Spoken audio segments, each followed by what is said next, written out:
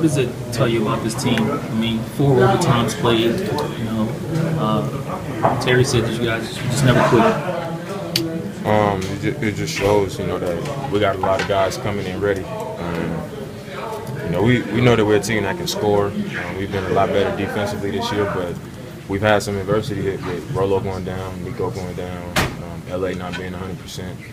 And I think we got to give a lot of credit to our supporting cast. Guys have just been prepared.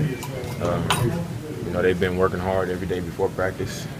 Off days coming in, making sure they're ready for when their opportunity came. And it came by surprise by some guys going down. And T-Rob and Joel and CJ, AC, Steve and Chris, everybody's been prepared for what we ran into, which is a tough situation with some guys going down.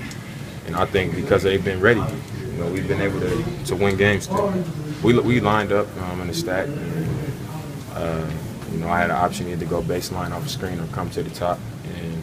And my guy was playing pretty far off of me, so I didn't want to run to him and try to go baseline. So once I saw Ibaka was the last guy in the stack, I just figured, it was an open space over there. And it was a foot race between me and him to that spot. And I got there and I got a good look at the rim. Were you surprised how open you sprung? It seemed like he was kind of late on the switch. I really didn't know how open I was because I was looking at the guy inbounding the ball. And once I caught it, I turned around and it seemed like the guy was right there almost as soon as I caught it. So I didn't really see it. What was the mood in the huddle with down 10 with 1:35 left? Probably just a little bit of frustration because we had been playing so well and we let it get away from us. But everybody was still locked in and still, willing to fight. And that's all that really mattered because we kept defending, we kept moving the ball, and got a couple stops, made a few shots, and before we knew it, we had a game. Terry was saying they really liked your patience tonight. He had like 22 in the first half. He didn't score at all in the third quarter. And then he ended up with 40.